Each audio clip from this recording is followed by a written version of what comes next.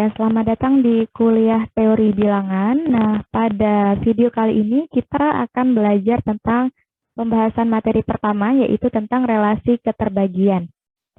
Nah, untuk bahan rujukan yang bisa digunakan, sebenarnya banyak sekali buku-buku tentang number teori, salah satunya dari David Burton. Jadi, silahkan kalian baca, tapi ketika kalian punya rujukan yang lain, tidak masalah. Semakin banyak referensi, semakin baik. Artinya semakin kaya akan contoh, definisi, dan segala macamnya yang bisa kita serap untuk belajar. Nah, untuk video ini kita akan fokus ke relasi keterbagian dan sifat-sifat keterbagian. Definisinya, jadi definisi keterbagian, misalkan kita punya dua bilangan bulat, A dan B bilangan bulat. Nah, A dikatakan membagi B itu jika ada bilangan bulat K sehingga AK sama dengan B.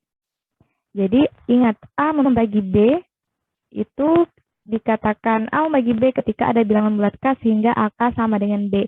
Dituliskan A membagi B. Seperti ini notasinya. Contoh misalkan 2 dengan 4. 2 membagi 4 ya, artinya kita baca. 2 membagi 4 ini bukan berarti 2 bagi 4 seperti ini ya, bukan. Atau bukan berarti 2 per 4 seperti ini, bukan. Jadi balik lagi ke definisi ini. 2 membagi 4 itu artinya kalau kita tuliskan lagi 2 membagi 4 ada K elemen bilangan bulat sehingga bukan AK ya, tapi 2 kali K sehingga 2 dikali K sama dengan 4. Nah, pertanyaannya ada tidak K yang menyebabkan 2 dikali K sama dengan 4? Nah, ada kan ya? K yang menyebabkan 2 kali K sama dengan 4, yaitu K sama dengan 2. Nah, selanjutnya, jadi 2 membagi 4 bukan berarti 2 membagi 4 setengah. Tapi 2 membagi 4 artinya 2 kali K sama dengan 4. Ada K yang menyebabkan 2 kali K sama dengan 4. Nah, jika dia tidak membagi, A tidak membagi B, maka kita tuliskan A tidak membagi B seperti itu, dicoret. Nah, kapan A tidak membagi B? Artinya, kalau tidak ada bilangan bulat K yang menyebabkan AK sama dengan B. Contoh, misalkan 2 membagi 5. Ada nggak K yang menyebabkan itu terjadi? Tidak ada kan ya? Tidak ada K bilangan bulat yang menyebabkan 2 membagi 5. Selanjutnya ada contoh yang lebih terlihat gitu. Nah, ini. Contohnya yang pertama 2 membagi 8. Kenapa dikatakan 2 membagi 8? Karena kita punya K sehingga 2 kali K sama dengan 8. Saat K berapa? Oh, saat K sama dengan 4, Bu. Nah, jadi saat K sama dengan 4, dia 2 kali 4 sama dengan 8. Jadi artinya apa? Kalau kita tuliskan, artinya 2 membagi 8 ketika ada K sama dengan 4, elemen bilangan bulat, sehingga 2 dikali K sama dengan 8, atau 2 kali 4 sama dengan 8. Maka terbukti 2 membagi 8. Selanjutnya di contoh yang kedua, 2 tidak membagi 9. Kenapa? Karena tidak ada K bilangan bulat sehingga 2 kali K sama dengan 9. Jadi untuk membuktikannya apakah dia membagi atau tidak membagi, kita kaitkan lagi ke definisinya tadi, definisi sebelumnya. Selanjutnya, ini latihan yang sudah dijawab tetapi ya. Latihan yang pertama, bilangan bulat manakah yang membagi 0? Bilangan bulat mana yang membagi 0? Nah, ini perlu diingat, perlu ditanamkan konsep bahwa bilangan bulat mana yang bagi 0 bukan berarti A per 0, bukan berarti A bagi 0 seperti ini. Karena kalau bentuk seperti ini, A per 0 tentunya tidak terdefinisi. Tapi A membagi 0 itu apa? A membagi 0 ya seperti definisi sebelumnya, bahwa ada K yang menyebabkan A dikali K sama dengan 0. Nah, makanya dituliskan di sini, berdasarkan definisi 1 akan dicari K sehingga A kali K sama dengan 0. Dengan demikian A membagi 0. Jadi ada K bilangan bulat sehingga A kali K sama dengan 0. Ada nggak K bilangan bulat yang menyebabkan A kali K sama dengan 0? Nah, ada ya. Kapan? Yaitu ketika K sama dengan 0. Karena A kali 0 sama dengan 0. Maka karena ada nih, kita cuma perlu ada, tidak berlaku untuk setiap. ada saja sudah cukup, 1 cukup, maka A membagi 0. Berlaku untuk setiap A bilangan bulat. Jadi bilangan bulat mana yang membagi 0? Bilangan bulat apapun yang membagi 0. 3 membagi 0? Iya, 3 membagi 0. Kapan? Ketika K sama dengan 0. Gitu. Jadi 3 membagi 0 bukan berarti 3 per 0, bukan. Kemudian yang kedua, tunjukkan bahwa jika A membagi B dan B membagi C, maka A membagi C. Nah, jadi kalau A membagi B, B membagi C, benar nggak A membagi C? Caranya seperti apa? Balik lagi kita ke definisi. Karena yang kita punya sekarang adalah definisi. Definisi tentang keterbagian A membagi B tadi. Jadi ya kita jabarkan saja. A membagi B itu artinya apa? Oh, ada K sehingga A kali K sama dengan B. Kemudian B membagi C artinya apa? Oh, ada L sehingga B kali L sama dengan C. Untuk suatu K, L bilangan bulat ini penting untuk dituliskan. Untuk suatu K, L bilangan bulat. Saya garis tebal nih, merah tebal. Penting untuk dituliskan. Kenapa? Karena K dan L itu kita tidak tahu apa ini bentuk apa, makhluk apa ini. Makanya kita perlu tuliskan K dan L itu bilangan bulat. Balik lagi ke definisi bahwa dia harus bilangan bulat K-nya. Nah, yang mau kita buktikan apa? Yang mau kita buktikan ini, A membagi C. Artinya kita nanti mau menuju kemana? Ada sesuatu, misalkan ada M sehingga A dikali M itu sama dengan C. Nah, berarti kita mau mencari si M nih, ada nggak M yang menyebabkan A kali M sama dengan C? Nah, caranya gimana? Ya udah kita mulai dari misalkan kita punya tadi A kali K sama dengan B, atau B sama dengan A kali K.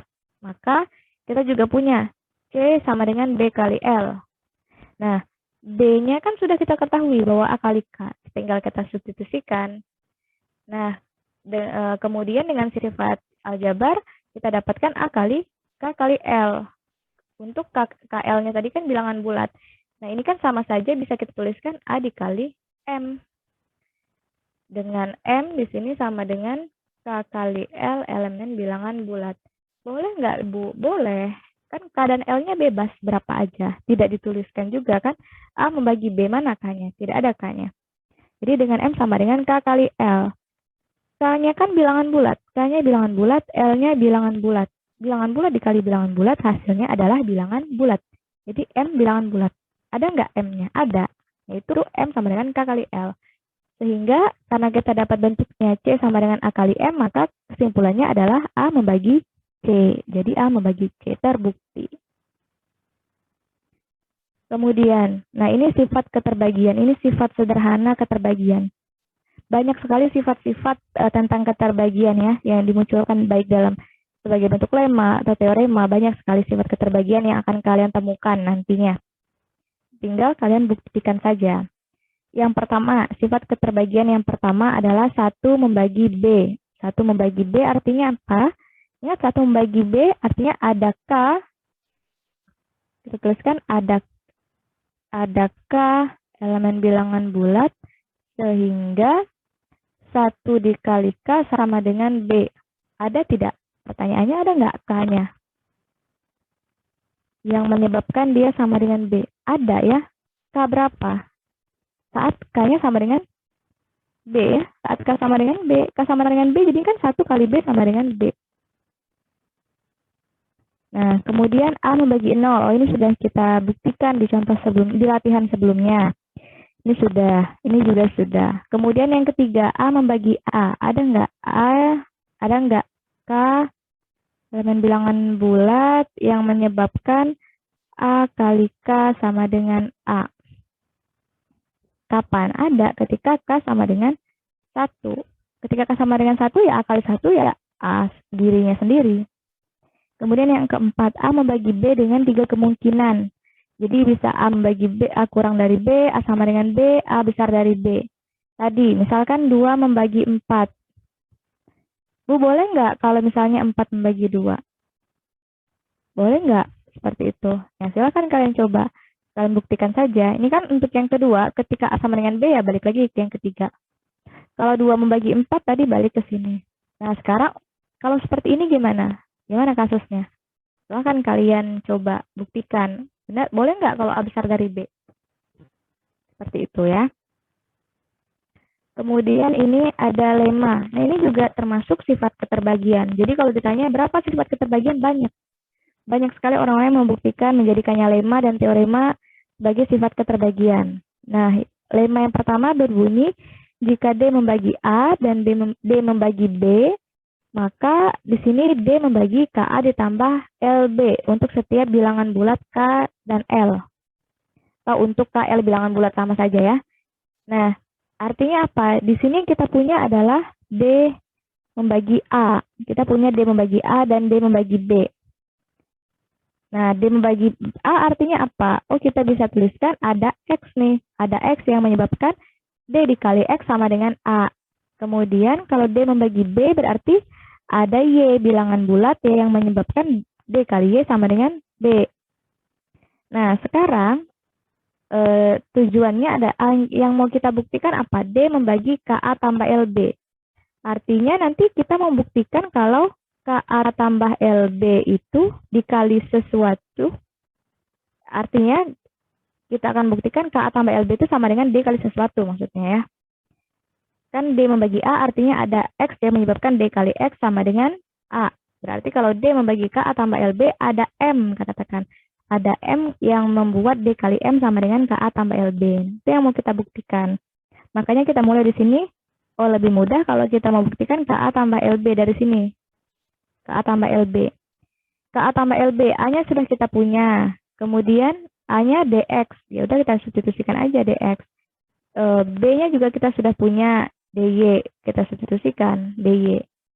Nah, kemudian kita dengan sifat aljabar kita bisa tentukan bahwa KX tambah LY sama dikali D. Nah, ini sama aja kan dengan misalkan kita punya M dikali D. Untuk M-nya apa? M-nya sama dengan KX plus LY bilangan bulat. Boleh nggak, Bu? Seperti itu. Ya, boleh aja. Kenapa? K-nya bilangan bulat bukan? Iya, K-nya bilangan bulat. X-nya bilangan bulat bukan? Iya, X-nya bilangan bulat. Jadi bilangan bulat dikali bilangan bulat, ya udah sini bilangan bulat. Kemudian L-nya bilangan bulat. Oh iya. Y-nya bilangan bulat enggak? Iya. Jadi L kali Y, bilangan bulat kali bilangan bulat, bilangan bulat. Bilangan bulat ditambahkan, hasilnya juga bilangan bulat. Makanya kita bisa tuliskan menjadi M-nya di sini KX tambah LY yang juga bilangan bulat. Sehingga kita dapat bentuk M kali D sama dengan KA tambah LB. Artinya ada M yang menyebabkan M kali D sama dengan KA tambah LB. Dengan demikian, berdasarkan definisi tadi, yang pertama, terbukti bahwa D membagi KA ditambah LB. Seperti itu. Jadi, membuktikannya berdasarkan definisi. Selanjutnya, yang kedua, lemma kedua ada, jika D membagi A1, D membagi A2, sampai D membagi AN, maka D habis membagi C1A1 ditambah C2A2 sampai dengan CN AN. Untuk suatu bilangan bulat C1, C2, dan CN sampai CN. Ini sebenarnya akibat dari lemma 1. Kenapa bisa seperti ini, Bu? Nah, ini tugas kalian. Silahkan kalian kerjakan sebagai latihan ya. Silahkan ini dikerjakan sebagai latihan. Kalian coba membuktikannya, bagaimana cara membuktikannya berdasarkan definisi tadi. Nah, untuk materi relasi keterbagian, untuk video ini sampai di sini dulu. Silahkan kalian coba, silahkan diperhatikan, dibaca bahan rujukannya. Selamat mencoba, selamat mengerjakan. Terima kasih.